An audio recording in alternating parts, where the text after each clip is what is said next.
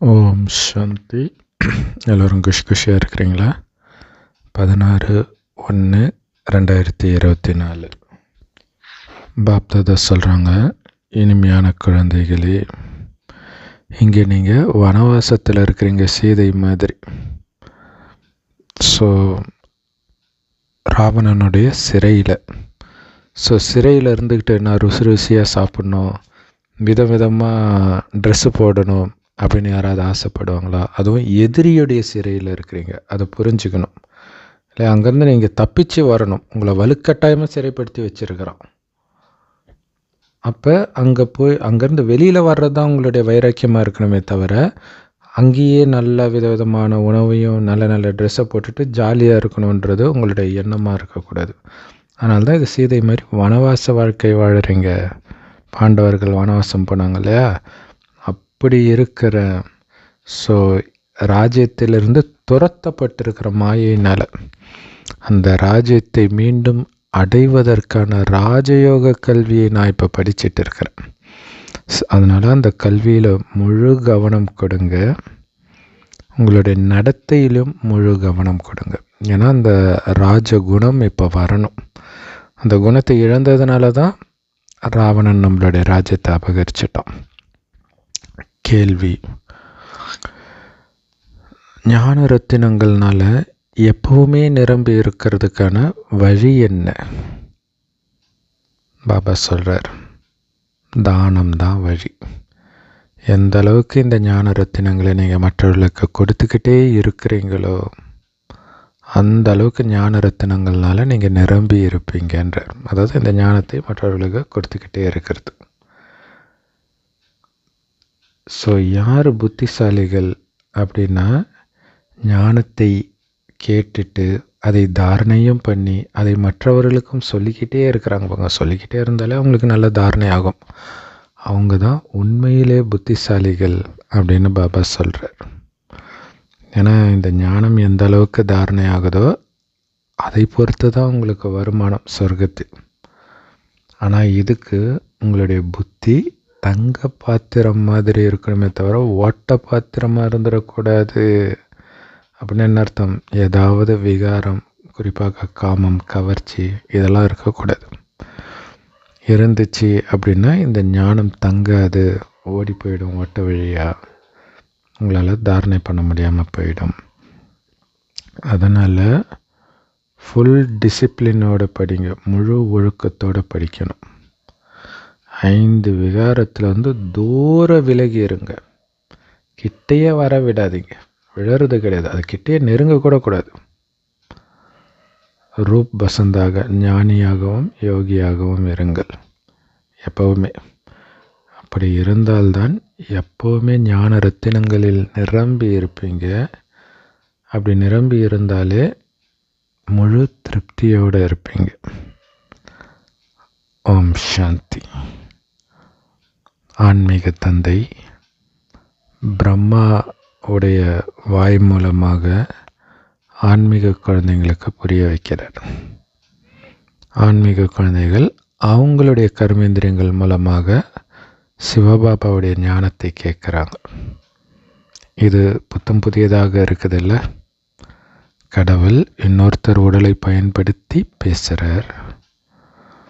ஆத்மாவாகிய நீங்கள் உங்கள் உடலை பயன்படுத்தி கேட்குறீங்க இப்படின்னு யாராவது சொல்லி கேள்விப்பட்டிருக்கிறீங்களா?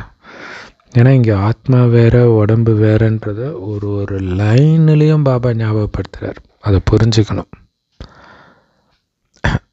எந்த மனிதனும் இப்படி உலகத்தில் சொல்கிறதே கிடையாது. நீங்கள் கேட்குறீங்க, நான் சொல்கிறேன், இப்படி தான் சொல்லுவாங்க இல்லையா? நான் இன்னொருத்தர் உடல் மூலமாக பேசிக்கொண்டிருக்கிறேன். நீங்கள் உங்கள் கர்மேந்திரியங்கள் மூலமாக ஆத்மாக்களாகிய நீங்கள் கேட்குறீங்க அப்படின்னு உலகத்தில் யாராவது சொல்லி கேள்விப்பட்டிருக்கிறீங்களா? இப்போ இதே மாதிரி நீங்களும் புரிய வைக்கிறீங்க. அதில் வரிசை கிரமம் இருக்குது.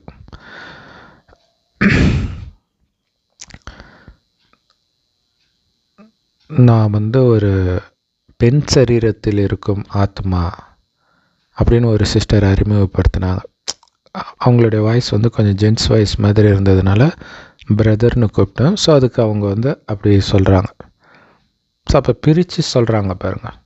நான் ஆண் இல்லை பெண்ணுன்னு சொல்லிடலாம், பட்டு பெண் சரீரத்தில் இருக்கக்கூடிய ஆத்மா அப்படின்றாங்க.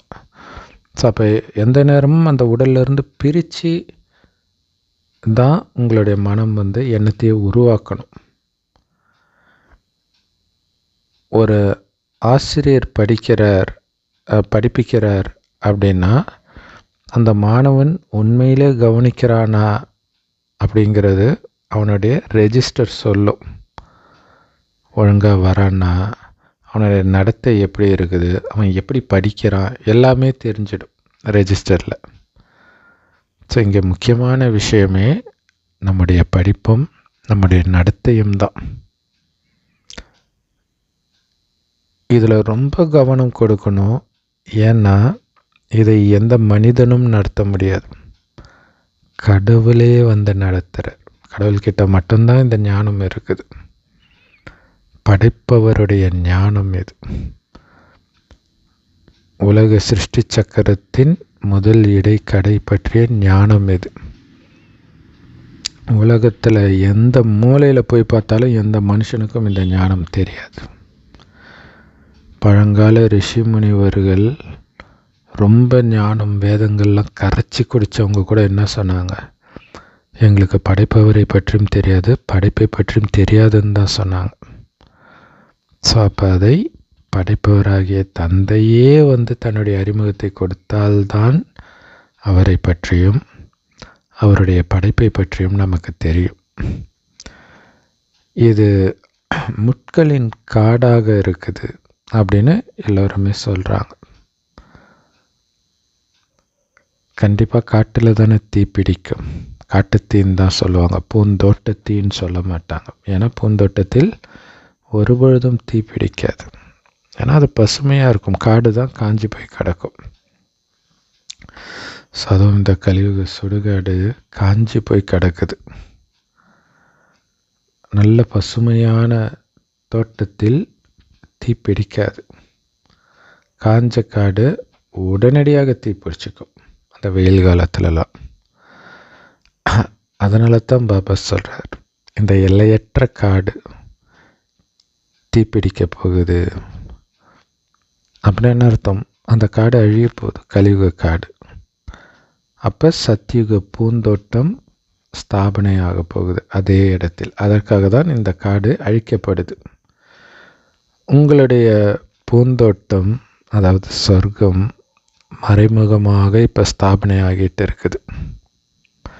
நாம் நறுமணமிக்க தேவதைகளாக மாறிட்டு இருக்கிறோம். அதாவது பூந்தோட்டத்தின் நறுமணமிக்க மலர்களாக மாறிட்டு இருக்கிறோம். ஸோ இங்கே நறுமணம் அப்படிங்கிறது தெய்வீக குணங்களை குறிக்குது. ஸோ அதுக்கு பேரே சொர்க்கம். அந்த சொர்க்கம் இப்போ ஸ்தாபனை ஆகிட்டு இருக்குது. என்ன ஒரு ஆச்சரியம் அப்படின்னா, எவ்வளவுதான் சில மனிதர்களுக்கு நீங்கள் புரிய வச்சாலும் அவங்களுடைய புத்தியில் இது உட்கார மாட்டேங்குது. ஏன்னா அவங்க நம்ம தர்மத்தை சார்ந்தவர்கள் இல்லை அப்படின்னா கண்டிப்பாக அவங்க புத்தியில் இது உட்காராது. நீங்கள் என்ன தான் தலைகீழ நின்னாலும் ஒரு காதில் வாங்கி இன்னொரு காதில் விட்டுருவாங்க. ஆனால் இந்த ஞானம் ஒன்றும் கஷ்டம் கிடையாது, ரொம்ப ஈஸி தான். ஆனால் இந்த ஈஸியான ஞானம் உலகத்தின் அதிபுத்திசாலிக்கெல்லாம் கூட புரியாமல் இருக்கிறதுன்றது தான் ரொம்ப ஆச்சரியமாக இருக்குது. தங்க யுகத்திலும் வெள்ளி யுகத்திலும் ரொம்ப கம்மியான மனிதர்கள் தான் பாரதத்தில் சொர்க்கத்தில் இருந்தாங்க. பிறகு துவாபர கலியுகத்தில் தான் மக்கள் தொகை அசுர வளர்ச்சி அடைஞ்சிது. மற்றபடி சொர்க்கத்தில் ஓரிரு குழந்தைகள் தான் இருக்கும். ஆனால் இப்போ கலியுகத்தில் எல்லார் வீட்லேயும் 4-5 குழந்தை இருக்குது. ஸோ இது பாபா 1969க்கு முன்னாடி சொல்கிற முரளி. இப்போலாம் 8-10 குழந்தையே இருக்கும். ஏன்னா அப்போ இந்த பர்த் கண்ட்ரோல் இதெல்லாம் கிடையாது. ஸோ அப்போ இத்தனை குழந்தைகள் இருந்தால் கண்டிப்பாக மக்கள் தொகை ரொம்ப அதிகமாக தானே வரும். அது பேரே பாப்புலேஷன் எக்ஸ்ப்ளோஷன்னுவாங்க. மக்கள் தொகை வெடிப்பு.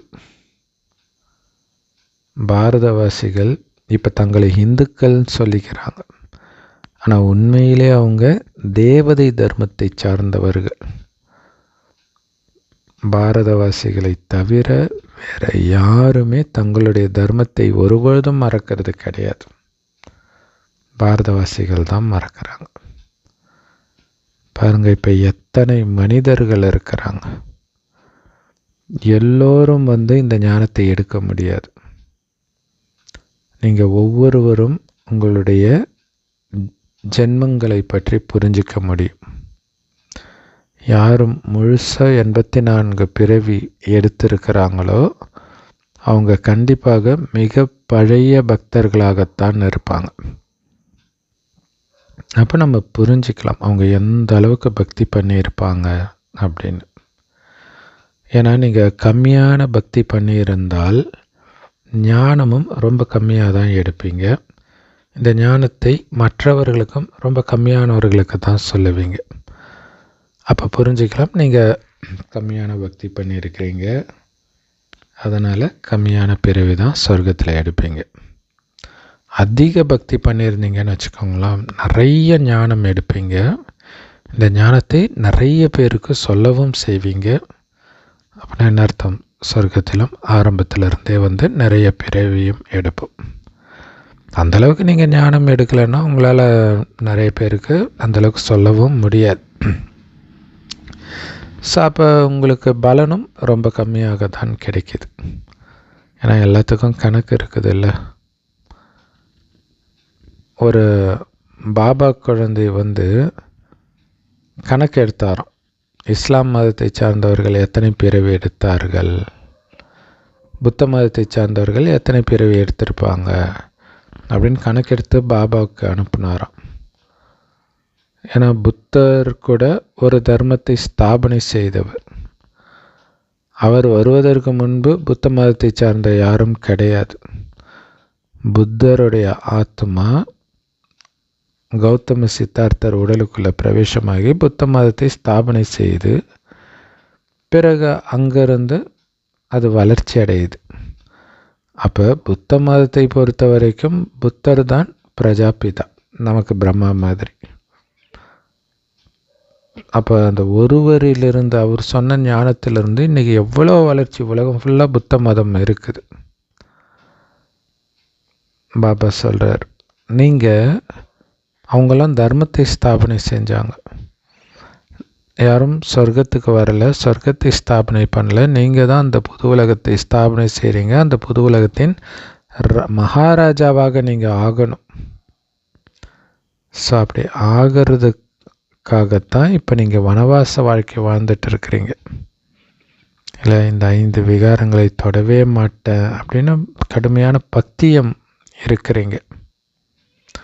அதனால் இந்த வனவாச வாழ்க்கையில் எதன் மீதும் உங்களுக்கு ஆர்வம் இருக்கக்கூடாது. நல்ல நல்ல துணியை அணியணும், நல்ல நல்ல உணவு, ருசியான உணவு சாப்பிடணும், இந்த மாதிரி ஆசை இருக்கக்கூடாது. இருந்துச்சுன்னா அதுவும் தேக உணர்வு தான். அதனால் உங்களுக்கு எது கிடைத்தாலும் சந்தோஷம், அப்படி இருக்கணும். ஏன்னா இந்த பழைய உலகமே இன்னும் கொஞ்ச நேரம்தான் இருக்க போகுது. இங்கே நீங்கள் நல்ல ஆடை அணிஞ்சிங்கன்னா அங்கே அது குறைஞ்சிடும்ன்றார். எவ்வளோ பெரிய ரகசியம் பாருங்கள். இல்லை, இங்கே ஆடை பின்னாடி போனீங்கன்னா அங்கே நல்ல ஆடை உங்களுக்கு கம்மியாக தான் கிடைக்கும். அப்படின்னா என்ன அர்த்தம்? பதவி கம்மியாக இருக்கும். இல்லை, உயர்ந்த பதவியில் இருக்கிறவனுக்கு நிறைய நல்ல ஆடை கிடைக்க போகுது. பதவி கம்மியாக இருந்தால் தான் கம்மியாக கிடைக்கும். அப்போ இங்கே நீங்கள் எதன் மீது ஆசை வைக்கிறீங்களோ அதை நிரந்தரமாக சொர்க்கத்தில் இழக்கிறீங்கன்றதை புரிஞ்சுக்கோங்க. இங்கே எதையெல்லாம் தியாகம் பண்ணுறீங்களோ அது நிரந்தரமாக உங்களை சுற்றி இருக்கும் சொர்க்கத்தில் 2500 வருடத்துக்குன்னு புரிஞ்சுக்கோங்க. ஸோ அதனால தான் பாபா சொல்கிறார், இந்த கலியுகத்தில் எதன் மீதும் ஆர்வம் வைக்காதீங்க, அதை தியாகம் பண்ணுங்க. ஸோ சொல்லும்போதே தியாகம் தபஸ் அப்படின்வாங்க, ரெண்டுமே இருக்கணும். குழந்தைங்க இன்னும் முன்னேற முன்னேற நிறைய காட்சிகள் கிடைக்கும். அப்போ நீங்களே சொல்லுவீங்க, இவர் நல்ல சேவை செய்கிறாரு. ஸோ அப்போ எல்லாருடைய ஆசீர்வாதமும் வாங்குறவங்க தான் அங்கே நாராயணனாக பிறப்பாங்க, உயர்ந்த பதவி அடைவாங்க. ஸோ அப்போ காட்சி கிடைக்கும்போது உங்களுக்கு தெரிஞ்சிடும், இவங்க நல்ல சேவை செஞ்சுருக்கிறாங்க, இது ரொம்ப ஆச்சரியமாக இருக்குது அப்படின்ட்டு. அப்போ கண்டிப்பாக அவர் உயர்ந்த பதவி தான் அடைவார். பிறகு நீங்கள் மற்றவர்களையும் உங்களுக்கு சமமாக ஆக்கிக்கிட்டே இருப்பீங்க. நாளுக்கு நாள் இந்த பூந்தோட்டம் வளர்ச்சி அடையும். சத்யுகம் மற்றும் திரேத்தாயுகத்தில் இருக்கக்கூடிய தேவதைகள் இங்கே மறைமுகமான ரூபத்தில் உட்கார்ந்துட்டு இருக்கிறாங்க. ஸோ கடைசியில் தான் அவங்க வெளிப்படுவாங்க, இவங்க தான் சொர்க்கத்தின் தேவதைகள் அப்படின்ட்டு. இப்போ மறைமுகமாக சென்டரில் வந்து ஞானத்தை கேட்டுட்டு இருக்கிறாங்க. நமக்கு இப்போவே மறைமுகமான பதவி கிடைச்ச மாதிரி தான்.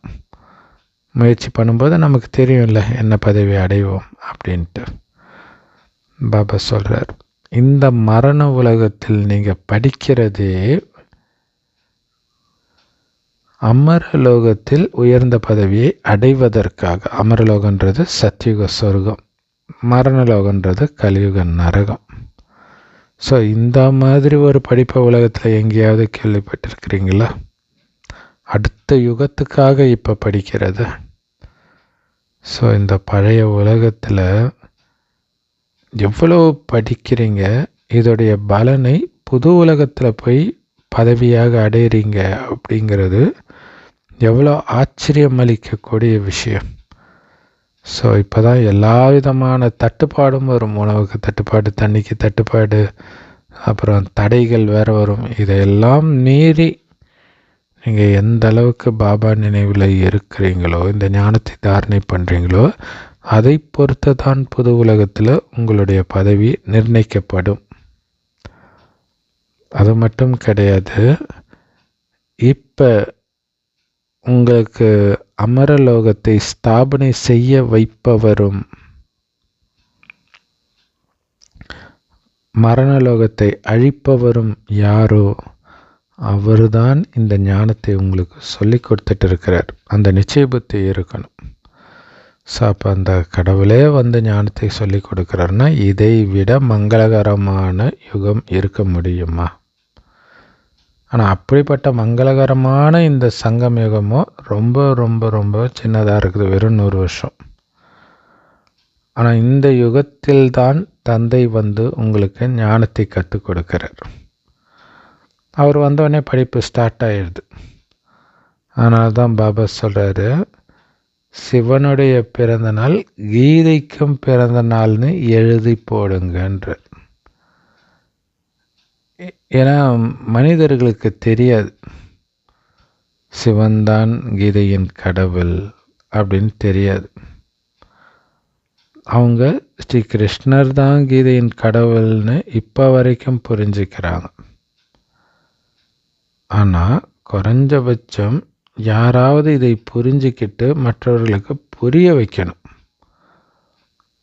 அப்போ தான் நிறைய ஃபேமஸானவங்களும் மியூசியமுக்கு வராங்க இல்லையா, அப்போ அவங்க புரிஞ்சுக்குவாங்க. மற்றபடி வரவங்க எல்லோருக்கும் கடவுளை தெரியும்னு அர்த்தம் கிடையாது. அதனால தான் பாபா சொல்கிறார், அவங்கக்கிட்ட படிவம் கொடுத்து ஃபில் பண்ண வையுங்க.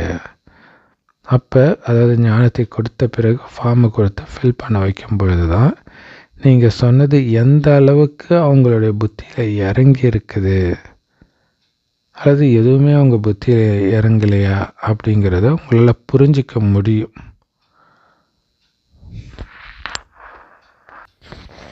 இந்த மங்களகரமான சங்கமயுகம் ரொம்ப சின்னதாக இருக்குது.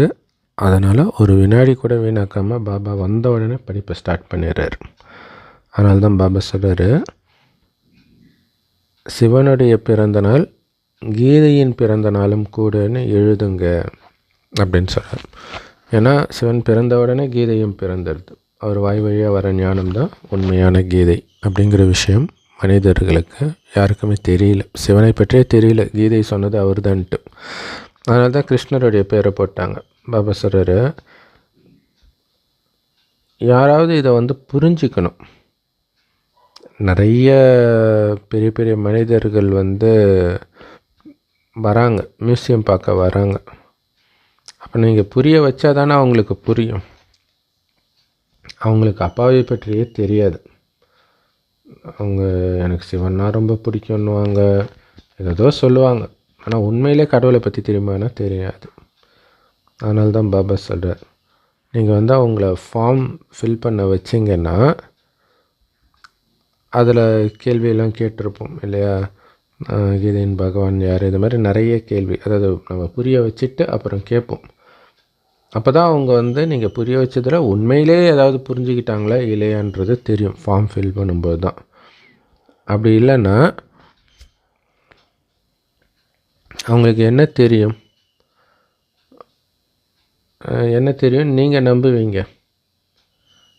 ஏன்னா இது வந்து ஒரு ரிஷி முனிவர்கள்கிட்ட போகிற மாதிரி கிடையாது. இல்லை ஒரு சாமியார்கிட்ட போகும்பொழுது எப்படி இருக்கிறானோ அதே மாதிரி தான் வரும்போதும் இருக்க போகிறோம். இங்கே அப்படி கிடையாது. ஞானம் இல்லாமல் வர நீங்கள் போகும்போது ஞானத்தோடு போகணும். பிரம்மா பாபா பார்க்குறதுக்கு சாதாரணமாக தான் இருக்கிறார். அவர் ஒன்றும் ரிஷி முனிவர்கள் மாதிரி ருத்ராட்ச கொட்டையை போட்டு பட்டையை போட்டுக்கிட்டு எப்படியும் இல்லை. இதுக்கு முன்னாடி எப்படி இருந்தார் அதே ட்ரெஸ்ஸு தான். அதனால தான் மற்றவங்களுக்கு புரிய மாட்டேங்குது. அப்படின்னா சாதாரண மனிதர் தானே அப்படின்னு நினைக்கிறாங்க. அது மட்டும் இல்லை, இவர் நகை வியாபாரி தானே அப்படின்னு நினைக்கிறாங்க. ஆனால் ஆரம்பத்தில் அவர் வந்து ரத்தின வியாபாரியாக தான் இருந்தார். ஆனால் அது அழியக்கூடிய ரத்தினம். இப்போ பாபா அழிவற்ற ரத்தினத்தின் வியாபாரியாக இருக்கிறார். நாம் எல்லையற்ற தந்தையோடு வியாபாரம் பண்ணுறோம், அதாவது சிவபெருமானோடு. அவர் தான் உண்மையிலே மிகப்பெரிய வியாபாரி, மிகப்பெரிய மந்திரவாதி, மிகப்பெரிய ரத்ன வியாபாரி. அதனால் நீங்கள் ஒவ்வொருத்தரும் உங்களை ஞானியாகவும் யோகியாகவும் உணரணும். பாபா குழந்தையாகிட்டாலே சாதாரண ஆத்மா கிடையாது, ஞானி ஆத்மா. அப்போ உங்களுடைய ஒவ்வொரு நடத்தையிலும் அந்த ஞானம் வெளிப்படணும், யோகம் வெளிப்படணும். இப்போ நமக்குள்ள லட்சக்கணக்கான ரூபாய் மதிப்புள்ள ரத்தினங்களை கிரகிச்சிருக்கிறோம் பாபா கிட்ட இருந்து. இந்த ஞான ரத்தினங்களின் மூலமாகத்தான் நீங்கள் தெய்வீக புத்தி உடையவர்களாக மாறுறீங்க. இதையும் புரிஞ்சுக்கணும். சில நல்ல புத்திசாலி குழந்தைகள் இதை நல்ல தாரணை பண்ணுறாங்க. இதை வந்து ஒருத்தரால் தாரணை பண்ண முடியலன்னா அவர் எதுக்கும் உதவாதவர்னு புரிஞ்சிக்க வேண்டியது தான். அப்போ ஏன் புரிஞ்சிக்கல அப்படின்னா, அவருடைய புத்தின்ற பையில் ஓட்டை இருக்குது, அது வழியாக எல்லாம் போயிடுச்சுன்னு அர்த்தம். ஏதோ ஒரு பந்தனம் விகாரம் அதெல்லாம் இருந்துச்சுன்னா ஞானம் தங்காது. சிங்கப்பால் தங்க பாத்திரத்தில் தான் தங்கும்னு சொல்லுவார் இல்லையா. பாபா சொல்கிறாரு, நான் உங்களுக்கு அழிவற்ற ஞான ரத்தினங்களின் தானம் பண்ணுறேன். இந்த தானத்தை நீங்கள் மற்றவர்களுக்கு தானம் பண்ணுறீங்க, இதே ஞான ரத்தினத்தை, அப்படின்னா தான் நீங்கள் எப்போவுமே நிரம்பி இருப்பீங்கன்ற. இல்லை, இந்த ஞானம் வந்து கொடுக்க கொடுக்கத்தான் நிரம்பும். அப்படி இல்லைன்னா நீங்கள் காலி ஆகிடுவீங்க. இல்லை, சும்மா எடுக்கிறீங்க, அதை யார்கிட்டையுமே சொல்லலைன்னா உள்ளேயே அது தங்காதுன்றது. ஏன்னா இந்த ஞானமே மற்றவர்களுக்கு கொடுக்கணுன்றது தான் இங்கே முக்கியமான ஞானமே. அதையே நீங்கள் பண்ணலனாலே இந்த ஞானம் புரியல, நீங்கள் காலியாக இருக்கிறீங்கன்னு தான் அர்த்தம். நீங்கள் இந்த ஞானத்தை படிக்கிறதில்ல, பாபா சொல்கிற மாதிரி நடக்கிறது இல்லைன்னு அர்த்தம். இங்கே இருக்கக்கூடிய பாடங்களும் ரொம்ப அற்புதமான பாடங்கள். நீங்கள் 5 விகாரத்துலேருந்து முற்றிலும் விலகி ஓடிடணும் இல்லையா. முக்கியமான பாடம் அது தானே, விகாரமற்றவராக மாறணுமே. பாபா சொல்கிறாரு, ரக்ஷபந்தன் கொண்டாடுறாங்களே அது உண்மையில் இந்த சங்கமயுகத்துடைய நினைவார்த்தம் தான். ஆனால் மனிதர்களுக்கு ஏன் ராக்கி கட்டுறாங்கன்னே தெரியல. ராக்கி கட்டுறதுடைய அர்த்தம் நான் தூய்மையாக இருப்பேன் சத்தியம் பண்ணி கட்டிக்கிறது, சத்தியம் பண்ணுறதுடைய நினைவு. ஆனால் மனிதர்கள் ராக்கியும் கட்டிக்கிறாங்க, தூய்மையும் இழந்துட்டுருக்கிறாங்க, அதாவது காமத்திலையும் ஈடுபட்டு இருக்கிறாங்க. இருந்தாலும் ராக்கி கட்டிக்கிறாங்க வருஷம் வருஷம். இதுக்கு முன்னாடிலாம் பிராமண பூசாரி தான் ராக்கி கட்டுவாங்களாம். இப்போ அவங்கவுங்க சகோதரிகள் வந்து சகோதரர்களுக்கு ராக்கி கட்டுறாங்க. எதுக்கு? அதுக்கு பதிலாக ஒரு பரிசு கொடுப்பார் அண்ணன் இல்லை தம்பி, பரிசு அல்லது காசு கொடுப்பாங்க. அப்போ இங்கே தூய்மைக்கான விஷயமே இல்லாமல் போயிடுச்சு. தூய்மைக்காக தான் கட்டுறாங்கன்றதே தெரியாமல் போச்சு. அதனால் இன்றைக்கி ராக்கி விதவிதமாக இல்லையா, ₹1,00,000 2,00,000 3,00,000 அவ்வளோ விலை மதிப்புள்ள ராக்கியெல்லாம் தயாரிக்கிறாங்க. விதவிதமாக தங்கத்திலெல்லாம் ராக்கி செய்கிறாங்க.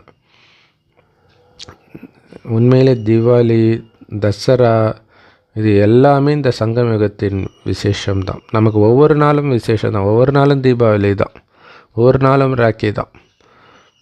பாபா இப்போ இந்த சங்கமயுகத்தில் செய்கிற காரியத்துடைய நினைவு தான் பக்தி மார்க்கத்தில் பண்டிகைகளாக கொண்டாடப்படுது. உண்மையான கீதையை சொல்லி உண்மையான சத்தியநாராயணனாக பாபா தான் நம்மளை மாற்றுறார். இப்போ நாம் முதல் தரமானவர்களாக முதல் பிரிவில் போயிட்டு இருக்கிறோம். இந்த சத்தியநாராயணன் கதையை கேட்டு நாம் சத்தியநாராயணனாகவே மாறிட்டு இருக்கிறோம். குழந்தைகளாகி நீங்கள் மட்டும் எழுந்திரிச்சிட்டா போதாது, ஒட்டுமொத்த உலகத்தையும் நீங்கள் எழுப்பணும். அதுக்கு அந்த அளவுக்கு யோக பலம் இருக்கணும். ஏன்னா யோக பலத்தின் மூலமாக தான் நீங்கள் ஒவ்வொரு கல்பத்திலும் சொர்க்கத்தை ஸ்தாபனை பண்ணுறீங்க. இது ரொம்ப சூப்பரான பாயிண்ட் சொல்லுவாங்க. யோக பலம் சாதாரண விஷயம் கிடையாது. யோக பலத்தினால் மட்டுமே ஸ்தாபனை காரியம் நடக்கும். மற்றபடி ஸ்தூல பலத்தினால் அழிவு காரியம்தான் நடக்கும். அதான உண்மை இல்லையா? 2 வார்த்தை தான் இந்த யோக பலத்தை ஏற்றிக்கிறதுக்கு. ஆல்ஃபா, பீட்டா, அப்பா, ஆஸ்தி. இந்த 2 தான் நினைவு பண்ணிகிட்டு இருக்கணும். இதுதான் யோகம். இந்த யோக பலத்தின் மூலமாக தான் நீங்கள் உலகத்துக்கே எஜமானர்கள் ஆகிறீங்க. உங்களுடைய ஞானம் முற்றிலும் மறைமுகமாக இருக்குது இல்லையா? நம்ம மற்றவங்க மாதிரி மந்திரம் சொல்கிறது கிடையாது, எதுவுமே பண்ணுறது கிடையாது இல்லை. வேறு எந்த கோயில் எந்த இயக்கம் போனாலும் ஏதாவது ஒன்று சொல்லிக்கிட்டு இருப்பாங்க. இங்கே எதுவும் கிடையாது. முற்றிலும் அமைதி. ஞானம் படிக்கிறத கேட்குறோம், அடுத்தது முயற்சியெல்லாம் அமைதியாக நடந்துகிட்டு இருக்குது. மற்றவங்க மாதிரி கையை காலை மடக்கி ஹடயோகம் அதெல்லாம் பண்ணுறது கிடையாது. ஆரம்பத்தில் சதோ பிரதானமாக இருந்த நாமளே தான் இப்போ தமோ பிரதானமாக ஆகிட்டோம். இப்போ மீண்டும் சதோ பிரதானமாக ஆகணும். அதுதான் லட்சியம். எல்லாருமே புதியதிலிருந்து பழையதாக எல்லோரும் எல்லா பொருளுமே ஆகிதான் தீரணும். கடைசி வரைக்கும் புதியதாகவே இருக்காது. ஆனால் இப்போ மீண்டும் அதை புதியதாக மாற்றதான் பாபா வரார். நீங்கள் புதியதாக மாறிட்டால் உலகமே புதியதாக மாறும்ன்ற. அந்த புதிய உலகத்தில் இல்லாத பொருளே இருக்காது. இந்த பழைய உலகத்தில் எந்த பொருளுமே இல்லை. இது ஒரு காலி டப்பா மாதிரின்ற. இதை விட்டு நீங்கள் வெளியில் வரணும்ல, அவுட் ஆஃப் தி பாக்ஸ் திங்கிங்னு வாங்களே, அது மாதிரி இந்த காலி டப்பாலேருந்து முதல்ல வெளியில் வாங்க. இதுக்கு முன்னாடி பாரதம் சொர்க்கமாக இருந்தது, இன்றைக்கி நரகம் ஆயிடுச்சு. ஸோ அந்த சொர்க்கத்துக்கும் நரகத்துக்கும் இரவு பகலுக்கான வித்தியாசம் இருக்குது. ராவணனுடைய உருவ பொம்மையை வருடம் செஞ்சு எரிக்கிறாங்க, அர்த்தமே தெரியாமல். ஆனால் ராவணன் அழியிறது கிடையாது. அதனால் என்ன பண்ணுறாங்க, மறுபடியும் அடுத்த வருஷமும் செஞ்சு அடுத்த வருஷமும் எரிக்கிறாங்க. இப்போ அவங்க செய்கிறது எவ்வளோ முட்டாள்தனமான விஷயம், காமெடியான விஷயன்றதை நாம் புரிஞ்சுக்கிறோம். இதுக்கு முன்னாடி நாமளும் அறியாமையில் இருந்தோம். அதனால் நமக்கு அது ஒரு பெரிய விஷயமாக தெரியல. இப்போ தான் நமக்கு பாபா மூலமாக இந்த ஞானம் கிடைக்கும்போது தான் இந்த அறியாமையை நம்மளால் உணர முடியுது. நேற்று வரைக்கும் நாமளும் நரகத்தில் தான் இருந்தோம். இன்றைக்கி தான் நாம் உண்மையிலேயே சொர்க்கத்துக்கு போகிறோம், உண்மையான சொர்க்கத்துக்கு போயிட்டு இருக்கிறோம் அப்படிங்கிறத புரிஞ்சுக்கிறோம். மனிதர்கள் யாராவது இறந்துட்டாலே சொர்க்கத்துக்கு போயிட்டாங்கன்னு சொல்லின்னு இருக்கிறாங்க. ஆனால் அப்படிலாம் யாரும் போகிறது கிடையாதுன்னு நமக்கு தெரியும். ஏன்னா உண்மையிலே சொர்க்கத்துக்கு போன பிறகு நரகமே இருக்காதே. நரகமும் சொர்க்கமும் ஒரே நேரத்துலலாம் இருக்காது. இப்போ நரகத்தில் தானே இருக்கிறோம். இதே பூமி இது அழிந்து சொர்க்கமாக மாறும் அப்படிங்கிறது நமக்கு தான் தெரியும். இதை புரிஞ்சுக்கிறது ஒரு வினாடி விஷயம்தான். அப்பாவை நினைத்தால் உங்களுடைய பாவங்கள் அழியும். இதை புரிய வைக்கிறதுக்கு எவ்வளோ நேரம் ஆகிடும்? ஒரு செகண்டு தான். அதனால் இதை மற்றவர்களுக்கு புரிய வச்சுக்கிட்டே இருங்க. அவங்கக்கிட்ட சொல்லுங்கள், நீங்கள் லக்ஷ்மி நாராயணன் மாதிரி இருந்தீங்க, பிறகு 84 பிறவிகள் எடுத்து இப்போ தமோ பிரதானமாகி இருக்கிறீங்க. லக்ஷ்மி நாராயணன் மாதிரி இருந்த நாம தான் 84 பிறவிகள் எடுத்து தமோ பிரதானமாகி இருக்கிறோம். லக்ஷ்மி நாராயணன் மாதிரி சதோ பிரதானமாக இருந்த நாம இப்போ மீண்டும் லக்ஷ்மி நாராயணன் மாதிரி சதோ பிரதானம் ஆகணும். அதுக்கு தான் பாபா இந்த ஞானத்தை கொடுக்கிறார். ஆத்மாக்கள் ஒருபோதும் அழிவதில்லை. ஆனால் கண்டிப்பாக சதோ பிரதானத்தை வந்து தமோ பிரதானமாக ஆகி தான் தீரணும் இல்லையா? அழியறதில்லை, ஆனால் அழுக்காகுது. பாபா வந்து அந்த அழுக்கு க்ளீன் பண்ணுறார் யோக பலத்தின் மூலம், யோக பலத்தை கற்றுக் கொடுத்து. பாபா பல விதத்தில் இதை நமக்கு புரிய வச்சுக்கிட்டே இருக்கிறார். பாபாவுடைய பேட்ரி இருக்குது பாருங்கள், அது எப்போவுமே பழசு ஆகிறதே கிடையாது, டிஸ்சார்ஜ் ஆகிறதே கிடையாது. நம்மளுடைய பேட்ரி ஃபுல்லாக காலி ஆகிடுது. உடனே பாபா பேட்ரி கிட்டே இருந்து நம்ம ஆத்மான்ற பேட்டரியில் சார்ஜை நிரப்பிக்கிறோம் 5000 வருஷத்துக்கு ஒரு தடவை. பாபா சொல்கிறாரு, உங்களை ஒரு சின்ன புள்ளியாக ஆத்மாவாக உணருங்கள். அதுதான் ரொம்ப முக்கியமான விஷயம் இல்லையா? தேக அகங்காரத்தை உடைக்கிறதுக்கு முக்கியமான விஷயம் நான் ஒரு குட்டி புள்ளி, அதை ஞாபகம் வச்சுக்கோங்க. இவருடைய ஆத்மா பிரிஞ்சு போயிடுச்சு, உடம்பை விட்டு போயிடுச்சு அப்படின்னு சொல்கிறாங்க, உயிர் போயிடுச்சுன்ட்டு. ஸோ அதனால் என்ன புரியுது? அந்த ஆத்மா ஒரு உடலை விட்டு இன்னொரு உடலை அதோடைய சமஸ்காரத்திற்கு ஏற்ப எடுக்குது. அதுதான் முக்கியமான விஷயம். இறக்கும்பொழுது அதோடைய சமஸ்காரம் எப்படி இருக்குதோ அதற்கேற்ற உடல். அதுக்கு தான் பாபா சொர்க்கத்தின் சமஸ்காரத்தை எடுத்துகிட்டு வா, சொர்க்கத்தில் நீ வாழ்வதாக நினை, அப்போ தான் நீ சொர்க்கத்துக்கு போவேன்னு சொல்கிறார். எல்லா ஆத்மாக்களும் இப்போ பரந்தாமை வீட்டுக்கு போய் தான் ஆகணும். அதுவும் நாடகத்தில் பதிவாகி இருக்குது. உலக சக்கரமும் திரும்ப திரும்ப நடக்கும், அது அப்படியே நின்றுடாது.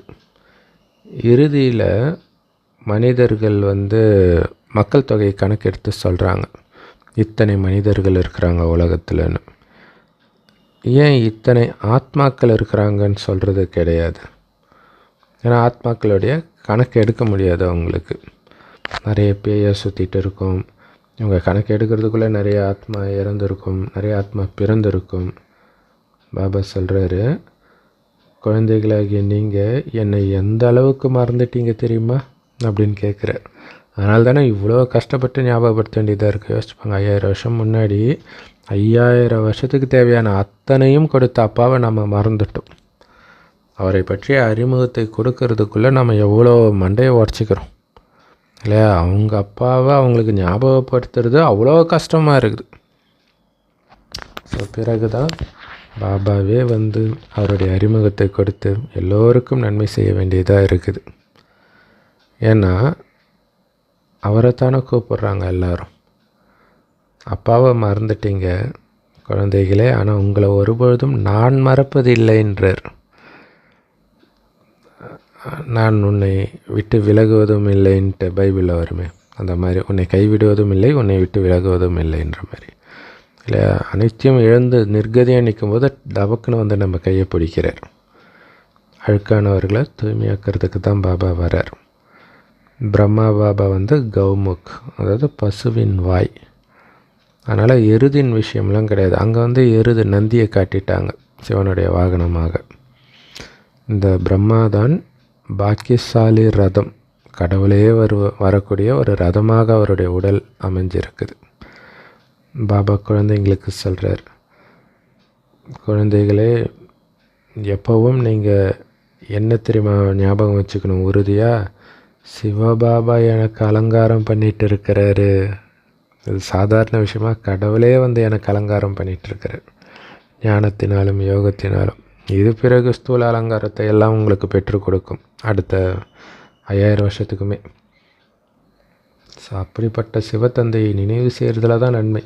ஸோ அப்போ அப்பாவாகி இருக்கிறாரு, டீச்சராகி சொல்லி கொடுத்துட்ருக்கிறாரு, குருவாகி என்னை வழி நடத்திட்டு இருக்கிறாரு, இப்போ என்னை அலங்காரம் பண்ணிகிட்டு இருக்கிறாரு, படகுல என்னை ஏற்றி அண்ணாண்ட அழைச்சிட்டு போயிட்டுருக்காரு. இப்படியெல்லாம் பல விதமாக நம்ம அவரை நினைக்கிறதுல தான் அதிக நன்மை இருக்குது. ஏதோ ஒரு விதத்தில் அவரை நினைவு பண்ணிக்கிட்டே இருக்கணும்.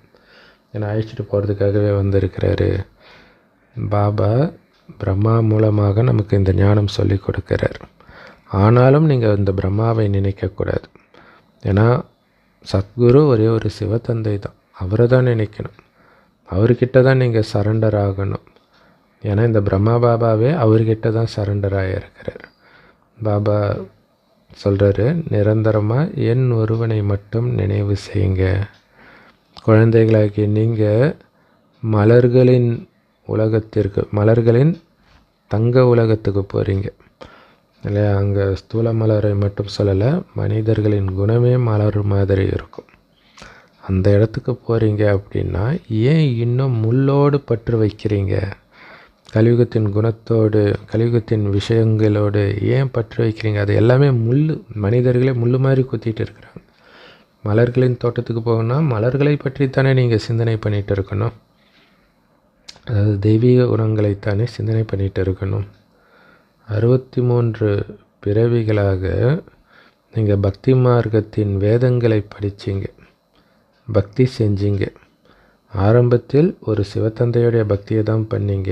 அதனால தான் சோமநாதர் ஆலயம் கட்டினீங்க. ஒவ்வொரு ராஜாவுடைய அரண்மனையிலும் கோயில்கள் இருந்தது. இப்போ கூட நார்த் இந்தியாவிலலாம் எல்லா வீட்லேயுமே கோயில் இருக்கும்னுவாங்க. ஸோ நம்ம ஒரு ரூமை ஒதுக்கணும் சாமி ரூமுன்ட்டு. அதுக்கப்புறம் அதையும் முடிச்சுட்டு ஒரு ஷெல்ஃபை அடுக்கி கதவு போட்டு மூடிட்டோம், போதும் சாமிக்கு இவ்வளோன்ட்டு. அதுக்கப்புறம் அதுலேயுமே ஒரே ஒரு ஷெல்ஃபை மட்டும் ஒதுக்கிட்டோம். முதல்ல ஒரு 4-5 ஷெல்ஃப் இருக்கும், இப்போ ஒரே ஒரு ஷெல்ஃபில் முடிச்சிட்டோம். இன்னும் ஒரு சிலர் அதுவும் கிடையாது, கேலண்டரில் இருக்குதா முருகன் போதும் அப்படின்ட்டு. அப்போ மன்னர்களுடைய ஒவ்வொரு மாளிகையிலும் கோயில் இருந்தது இல்லையா? அங்கே அளவற்ற வைர வைடூரியங்கள் இருந்தது. ஸோ அதை தான் பிற்காலத்தில் மற்றவர்கள் கொள்ளையடிச்சிட்டு போனாங்க. ஒரு கோயிலிருந்தே அவ்வளோ தங்கத்தை கொள்ளையடிப்பாங்களாம். யோசிச்சு பாருங்கள், இப்போ கேரளாவில் இருக்கிற பத்மநாப சுவாமி கோயில் சுரங்கத்தில் அவ்வளோ நகை இருக்குது. பல கோடி ரூபாய் மதிப்புள்ள நகை இருக்குது, பல 1000 கோடி மதிப்புள்ள நகை. இப்போ அதை கொள்ளையடித்தாலே எவ்வளோ நகை எடுத்துகிட்டு போவாங்கன்னு யோசிச்சு பாருங்கள். ஸோ அப்போ ஆரம்பத்தில் எத்தனை கோயிலில் கொள்ளையடிச்சாங்க. அதாவது அவங்களுக்கு இந்தியாவே ஒரு சுரங்கம் மாதிரி. மற்ற நாடுகள்லாம் சுரங்கத்தை அமைச்சு கஷ்டப்பட்டு எடுக்கணும் தங்கத்தை. இங்கே டைரெக்டாக ரெடிமேடாகவே இருக்குது இல்லையா? ஆனால் பாபா சொல்கிறார், சொர்க்கத்திலே நம்ம அங்கேருந்து தான் எடுத்துகிட்டு வருவோம் தங்கத்தை. இப்போ ஒழிச்சு வச்சுருக்குறாங்களே நிலவரையில், அதிலிருந்து தான் போய் எடுத்துகிட்டு வருவோன்றார். நாம் அந்த மாதிரி பணக்கார உலகத்தின் எஜமானராகிட்டு இருக்கிறோம் அப்படிங்கிற போதை இருக்கணுன்றார். தேவதைகள் அவ்வளோ பணக்காரர்களாகவும் இந்த உலகத்துக்கு எஜமானர்களாகவும் இருந்தாங்க. ஆனால் மனிதர்கள் யாருக்குமே அவங்களுடைய ராஜ்யம் ஸ்தாபனையாகி எவ்வளோ காலம் ஆச்சுன்னே தெரியாது. பாபா தான் சொல்கிறார், 5000 வருடம் ஆகுது, 2500 வருடங்களாக அவங்களுடைய ஆட்சி நடந்தது. பிறகு அடுத்த 2500 வருடத்தில் தான் இப்போ இருக்கக்கூடிய இத்தனை பிரிவுகள், இத்தனை மதங்கள் எல்லாம் உருவாச்சு. குழந்தைகளாகிய நீங்கள் ரொம்ப ரொம்ப சந்தோஷப்படணும். எதை நினச்சி தெரியுமா? அந்த எல்லையற்ற தந்தையே எனக்கு ஞானம் கற்றுக் கொடுத்துட்டு இருக்கிறார். சாதாரண விஷயம், கடவுளே எனக்கு ஞானம் கற்றுக் கொடுக்குறாருன்றது அவ்வளோ பெரிய போதையை கொடுக்கணும். அப்போ அதை பற்றி நீங்கள் நினச்சிக்கிட்டே இருந்தால் தான் அந்த சந்தோஷம் வரும். அதன் மூலமாக அளவற்ற செல்வம் கிடைக்கிது இல்லையா? இந்த ஞானமே அளவற்ற செல்வத்தை பெறுவதற்கான ஞானம். மனிதர்கள் கடல்ல இருந்து தேவதைகள் தட்டு நிறைய தங்கத்தோட வைரத்தோட வெளிப்பட்டதாக புராண கதையில் காட்டியிருக்கிறாங்க. இப்போ உண்மையிலே நமக்கு தட்டு நிரம்ப ஞான ரத்தினங்கள் அடையிறோம். யார்கிட்ட இருந்து? ஞானக்கடல் பாபா கிட்ட இருந்து. ஆனால் அவர் ஞானக்கடல் தான். ஆனாலும் எல்லோரும் அவங்க புத்தின்ற தட்டு ஃபுல்லாக நிரப்பிக்கிறாங்களா அப்படின்னா ஒரு சிலர் நிரப்பிக்கிறாங்க. சிலருடைய தட்டிலிருந்து எல்லா ரத்தினமும் கீழே போயிடுது. பாபா சொன்னார் இல்லையா, புத்தி பையில் ஓட்டை இருக்குது, எல்லாம் போயிடுது. ஏதோ விகாரத்தின் வசமாக, மனிதர்களின் வசமாக மாட்டிக்கிட்டு இருக்கு அவங்க புத்தி. யார் நல்லா படித்து மற்றவர்களுக்கும் புரிய வைக்கிறாங்களோ அவங்க கண்டிப்பாக ரொம்ப பணக்காரர்களாக மாறுவாங்க. நாடகம் இப்போ ராஜ்யம் ஸ்தாபனை ஆகிட்டு இருக்குதுன்றது நாடகத்தில் பதிவாகி இருக்குது. ஸோ அதனால் பணக்காரர்கள் ஆகிறவங்க கண்டிப்பாக ஆகிடுவாங்க. நீங்கள் அலட்சியமாக இருக்கிறதுனால அவங்க ஆக மாட்டாங்கன்னு அர்த்தம் கிடையாது. யார் நல்லா படிக்கிறாங்களோ அவங்களுக்கு தானே ஊக்கத்தொகை கிடைக்கும். இது அழிவற்ற ஈஸ்வரனுடைய ஊக்கத்தொகை, மற்றதெல்லாம் அழியக்கூடியது. இந்த ஏணிப்படி சித்திரம் அவ்வளோ அழகாக இருக்குது. 84 பிறவிகளின் கதையை அழகாக சொல்லுது. பாபா சொல்கிறார், இந்த ஏணிப்படி சித்திரத்தை ஒரு பெரிய டிரான்ஸ்லைட் வச்சு உருவாக்குங்க, எட்டேருந்து பார்க்கும்போதே அவங்களுக்கு புரியணும் அப்படின்னு பாபா சொல்கிறார். ஏன்னா இதோடைய நினைவாக தான் எல்லா மதத்துலேயும் இயேசுநாதர் அப்படியே படிக்கட்டு வழியாக மேலே சொர்க்கத்துக்கு போன மாதிரி காட்டுவாங்க. நம்ம ஐயப்பன் எப்போவுமே படிக்கட்டோடு தானே இருக்கிறார். ஸோ இந்த சித்திரங்களை பார்க்குற மனிதர்கள் அப்படியே ஆச்சரியப்படுவாங்க. அப்போ உங்களுடைய பேரும் பிரபலமாகும். ஆஹா, பிரம்மகுமாரிகள் எவ்வளோ அற்புதமான ஞானத்தெல்லாம் ரொம்ப சர்வசாதாரணமாக சொல்கிறாங்க தெரியுமா அப்படின்னு ஆச்சரியப்படுவாங்க. யார் இப்போ இந்த படங்களை எல்லாம் பார்த்துட்டு வட்டம் அடிச்சுட்டு போயிடுறாங்களோ அவங்க இறுதியில் கண்டிப்பாக வருவாங்க. நான் அப்போவே பார்த்தேன்ப்பா, மிஸ் பண்ணிட்டேன்ப்பான்னுவாங்க. ஒரு சிலர் 2-4 தடவை சுற்றிட்டு போகிறாங்க. அதாவது என்ன, 2-3 தடவை வராங்க, கண்காட்சி அதெல்லாம் வந்து பார்க்குறாங்க. பிறகு அவங்க அதிர்ஷ்டத்தில் இருந்தால் அவங்க தங்கிடுவாங்க, இல்லாட்டினா போயிடுவாங்க. இருக்கிறது ஒரு ஜோதி தானே, ஞான ஜோதி, வேறு எங்கே போவாங்க? திரும்ப திரும்ப இது பிடிச்சி இழுக்கும். ஸோ குழந்தைகளாகி நீங்கள் ரொம்ப ரொம்ப இனிமையானவராகணும். ஏன்னா பிரம்மகுமாரி தெரியுமான்னும் போதே சொல்லுவாங்க, ஆமாம் எங்கள் ஊரில் 12 ஜோதிலிங்கம் வச்சாங்க. ஸோ அப்போ அதை மறக்காமல் இருக்கிறாங்க பாருங்கள். குழந்தைகளாகி நீங்கள் ரொம்ப ரொம்ப இனிமையானவராக இருக்கணும், அது ரொம்ப முக்கியம். ஞானத்தை கொடுத்தாச்சு, இந்த ஞானம் உங்களுக்குள்ளே என்ன மாற்றத்தை ஏற்படுத்தி இருக்குதுன்றது உங்களை வச்சு தான் அவங்க தெரிஞ்சுக்குவாங்க. இப்போ அவங்க சொல்லுவாங்க, பிரம்மகுமாரிகள் ரொம்ப இனிமையாக பேசுவாங்க, அவங்களுக்கு கோபமே வராது, இதெல்லாம் சொல்லுவாங்க, புறம் பேச மாட்டாங்க. ஸோ எப்போ நீங்கள் யோகத்திலே மூழ்கி இருக்கிறீங்களோ அப்போ தான் நீங்கள் இனிமையானவராக ஆக முடியும். அதாவது பாபா நினைவிலே இருந்தால். யோகத்தில் இருப்பதன் மூலமாகத்தான் உங்களுக்கு அந்த ஈர்ப்பு ஏற்படும். ஸோ காந்தம் பிடிச்சி இழுக்கிற மாதிரி யோக பலம் வந்து மற்றவர்களை உங்களை நோக்கி பிடிச்சி இழுக்கும். ஸோ அதுக்கு என்ன பண்ணணும்? யோகத்தில் உண்மையிலே என்ன ஆகுது, நம்ம ஆத்மாவில் இருக்கிற அழுக்கு நீங்குது. ஸோ அப்படி அந்த அழுக்கு நீங்காத வரை யாருக்கும் அந்த ஈர்ப்பு ஏற்படாது. நான் எல்லார்கிட்டையும் ஞானம் சொன்னேன், ஏன் யாருமே மாறலை? இதுதான் காரணம் இல்லையா? அந்த விகார அழுக்கு ஃபுல்லாக நீங்கணும். அதனால் நீங்கினதுக்கப்புறம் சேவை செய்யலான்னு நினச்சிக்கூடாது, அதுவும் தப்பு. நீங்கள் பாட்டுக்கு சேவை பண்ணிக்கிட்டே இருங்க. சேவையும் யோகமும் சேர்ந்து தான் இரட்டை போட்டு, யோகத்தோடு இருந்து சேவை செய்யணும், அவ்வளோதான். செய்கிறதுக்கு முயற்சி பண்ணிக்கிட்டே இருக்கணும், அது வந்துடும். ஸோ ஃபஸ்ட்டு ஒரு தடவை நீங்கள் சொல்லும்போது கேட்காதவங்க அடுத்தடுத்து மற்ற பிகேஸ் அல்லது உங்கள்கிட்டே கூட திரும்ப வரும்பொழுது கொஞ்சம் கொஞ்சமாக அவங்களுடைய புத்தி போட்டு திறக்க ஆரம்பிக்கும். ஸோ எல்லா ஆத்மாக்கள்கிட்டையும் இந்த ஏணிப்படியுடைய ரகசியத்தை புரிய வைங்க. அப்புறம் கொஞ்சம் கொஞ்சமாக எல்லோரும் புரிஞ்சிக்க ஆரம்பிப்பாங்க. இல்லை எல்லோரும் டக்குன்னு புரிஞ்சிக்க மாட்டாங்க. இது நாடகம். உலகத்துடைய வரலாறு புவியியல் திரும்ப நடந்துக்கிட்டே இருக்குது.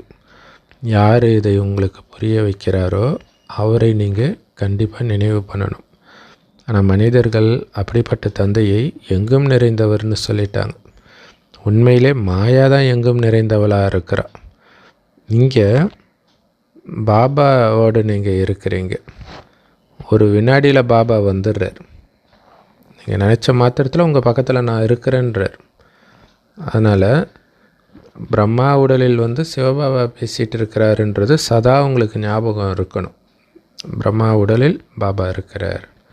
அவர்தான் கரண் கராவன்ஹார். செய்பவராகவும் இருக்கிறார், செய்விப்பவராகவும் இருக்கிறார். அனைத்தையும் தானும் செய்கிறார், செஞ்சு காட்டி இதைப்போல் நீங்களும் செய்யுங்க அப்படின்னு நம்மளை செய்ய வைக்கிறவராகவும் இருக்கிறார். குழந்தைகளுக்கு வழிகாட்டுறார். கூடவே அவரும் காரியம் செய்கிறார். சும்மா சொல்லிவிட்டு அவர் கம்முனும் இருக்கிறது கிடையாது. அதனால் பாபா என்னெல்லாம் பண்ண முடியும், என்னெல்லாம் பண்ண முடியாது பிரம்மாவுடைய உடம்புல இருந்துக்கிட்டு அப்படிங்கிறத நீங்களே யோசிங்கன்ற. இல்லையா? பாபா முரளின்னு அர்த்தம் தான் வர்றார். இங்கே இருக்கக்கூடிய விஷயத்தை பார்த்து ரசிக்கிறதுக்கு சாப்பிட்றதுக்கு வர்றது கிடையாது. ஸோ அப்படியே நீங்கள் பிரம்மா சாப்பிடும்போது சிவபாபா அவர் உடலில் இருந்தாலும் அவருக்கு அது அவரோட உடம்பே கிடையாது. அவர் எப்படி சாப்பிடுவார்? வேணால் அதோடைய வாசனையை மட்டும் அவர் எடுக்கிறாரு. நல்லது. ஞானி யோகி ஆத்மாவாகி உங்களுடைய புத்தின்ற பையை ஞான ரத்தினங்கள்னால் எப்பொழுதும் நிரப்பி வைங்க. அதுக்கு என்ன பண்ணணும்? ஞானத்தை எடுத்து தாரணை பண்ணி மற்றவர்களுக்கு கொடுத்துக்கிட்டே இருக்கணும். அப்போ தான் தாரணையாகும். புத்தி பையும் ஞான ரத்தினங்களால் நிரம்பும். ஸோ வீண் விஷயங்கள், விகார விஷயங்களில் ஈடுபட்டு உங்கள் புத்தின்ற பையில் பெரிய ஓட்டை வர விட்டுறாதீங்க. அப்போ எல்லா ஞான ரத்தினங்களும் ஓடி போயிடும். ஞான ரத்தினங்களை தாரணை செய்து மற்றவர்களுக்கும் தானம் பண்ணிக்கிட்டே இருங்க. பாபா கிட்டேருந்து சிறப்பு ஊக்கத்தொகை அடையணும் அப்படின்னா இந்த படிப்பை நல்லா படிக்கணும். முழுக்க வனவாசத்தில் இருக்கிறன்றது ஞாபகம் இருக்கணும். இந்த கலியுக கவர்ச்சியிலெல்லாம் மயங்கக்கூடாது. விதவிதமாக ட்ரெஸ்ஸு போடணும், ஊரை சுற்றணும், விதவிதமாக ருசியாக சாப்பிட்ணும், இந்த மாதிரி எந்த ஆர்வமும் இருக்கக்கூடாது. நாம் மலர்களின் பூந்தோட்டத்துக்கு போயிட்டு இருக்கிறோன்னா நாம் நறுமணமிக்க மலர்களாக, அதாவது தெய்வீக குணங்கள் மிக்கவர்களாக மாறணும். மற்றவர்களையும் அப்படி நாம் மாற்றணும்.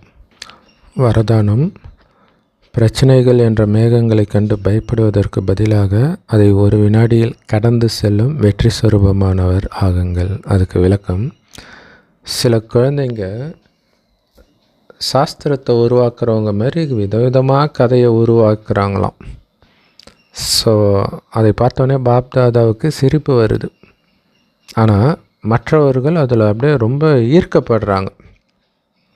ஸோ இந்த மாதிரி விதவிதமான வீணான விஷயங்களெல்லாம் தேவையில்லாமல் உங்களுடைய வீணான கணக்கின் பதிவில் பதிவாகிட்டு இருக்குது. அதனால் அதிலிருந்து ஒரு வினாடியில் அதிவேகத்தில் கடந்து பறந்து சென்று விடுங்கள். கள்ளங்கவடமற்றவர் ஆகிடுங்க. வீண் விஷயம்னா என்னென்னே தெரியாதவர் ஆகிடுங்க. வீண் விஷயத்தை பார்க்காதீங்க, கேட்காதீங்க, நினைக்காதீங்க, பேசாதீங்க.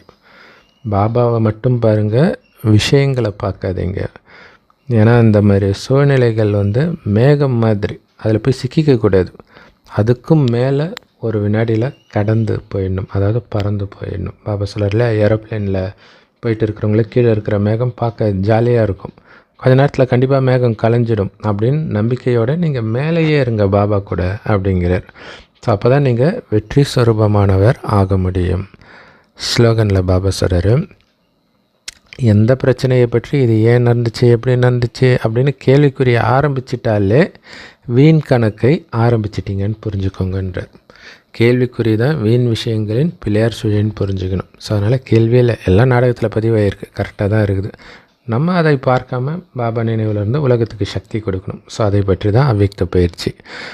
உங்களுடைய தூய எண்ணங்கள், சுப விருப்பங்களை அனைத்து ஆத்மாக்களுக்கும் சென்று சேரும்படி வாயுமண்டலத்தை சக்திமிக்க அதிர்வலைகளால் நிரப்புங்க. உங்களுடைய அமைதியின் சக்தியை வெளிப்படுத்துங்க. ஏன்னா எல்லா பாபா குழந்தைகளுக்கும் அமைதி சக்தி இருக்கும். ஜஸ்ட் இந்த சக்தி உங்களுடைய மனதிலிருந்தும் உடலிலிருந்தும் உலகம் ஃபுல்லாக பரவுறதா நீங்கள் உங்களுடைய கான்சன்ட்ரேஷன் பவர் மூலமாக நினைக்கணும். அவ்வளவுதான். ஒரு வினாடியில் இந்த எண்ணங்கள்னால நிரப்புங்க உங்களுடைய மனதை. பிறகு வாயுமண்டலத்தில் இந்த அமைதியின் சக்தியின் அதிர்வலைகளை உங்களால் ஸ்ப்ரெட் பண்ண முடியும். இதுதான் ஃபரிஸ்தாவுடைய வேலையே.